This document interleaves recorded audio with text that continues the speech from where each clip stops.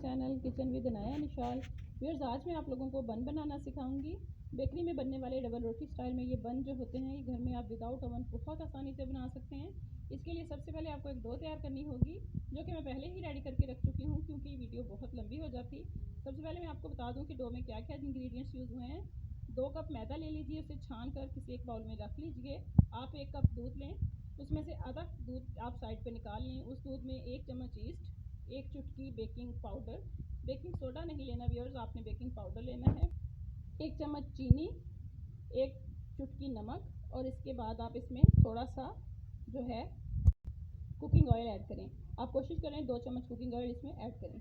Add करके ये चीज़ें आप दूध में अच्छे से मिक्स करें। उसके बाद ये दूध आप मैदे में डाल दें। इसको मैदे में मिक्स करने के बाद आप मैदे को नरम सा दूध या पानी के साथ गूंद लें। उसके बाद आप इसको राइस होने के लिए डो को 1 घंटे के लिए किसी गर्म जगह पर रख दें ताकि ये अच्छे से राइस हो जाए। देखिए व्यूअर्स, हमने अपनी डो जो थी वो 1 घंटे के लिए रख दी थी। हमारी डो जो है वो बहुत अच्छे से राइस हो चुकी है। अब हम इसे निकालेंगे और इसके कटिंग करके पेड़े बनाएंगे।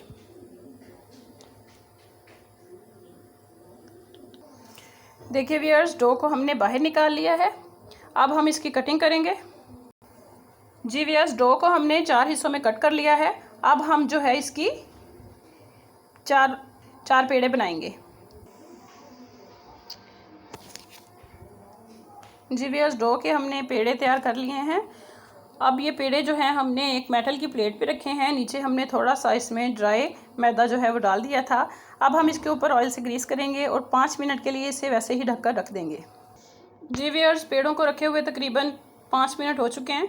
अब हम इन पर अंडे की जर्दी लगाएंगे और उसके ऊपर थोड़े थोड़े से तिल जो हैं वो छिड़केंगे। जी व्यूअर्स, हमने अंडे की जर्दी जो है वो पेड़ों पे लगा दी है। अब हम इनके ऊपर तिल लगाएंगे। जी व्यूअर्स, हमने इनके ऊपर जो है वो देखें तिल ऐड कर दिए हैं। ये बहुत खूबसूरत लग रहे हैं।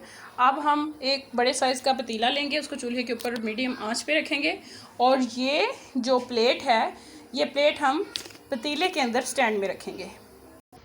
जी, हमने प्लेट जो है वो पतीले में रख दी है। अब हम इसको ढक देंगे और तकरीबन 20 मिनट तक मीडियम से लो फ्लेम पर जो है हम इसको कुक करेंगे और फिर हम देखेंगे कि हमारे बन रेडी हुए हैं या नहीं। चलें इसको ढकते हैं और फिर वेट करते हैं। जी व्यूअर्स, मैंने पतीले को ढक दिया है और फ्लेम को मैंने मीडियम रखा है, ना बहुत लो है ना बहुत हाई है।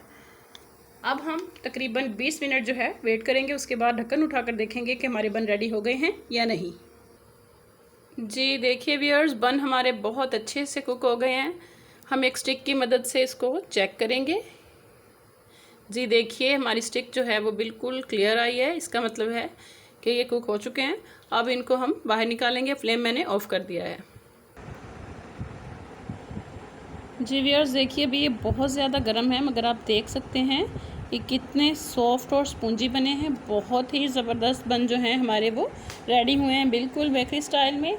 आप इन्हें घर में बर्गर बनाने के लिए या बच्चों को वैसे खिलाने के लिए यूज़ कर सकते हैं। अभी ये गर्म है, हम इन्हें डिश आउट करेंगे। जी व्यूअर्स, बन हमारे बहुत ही खूबसूरत कुक हुए हैं। देखिए कितने गुड लुक लग रहे हैं। अब हम इनकी कटिंग करेंगे।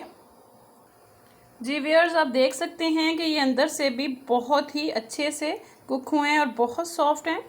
इस रेसिपी के साथ आप घर में बर्गर बन बहुत आसानी के साथ बना सकते हैं। इसके साथ ही मुझे इजाज़त दीजिए, मेरे चैनल को सब्सक्राइब कीजिए ताकि आपको हर नए आने वाली वीडियो का पता चल सके। वीडियो को लाइक, शेयर और कमेंट कीजिए। आप सबका बहुत शुक्रिया। अल्लाह हाफिज़।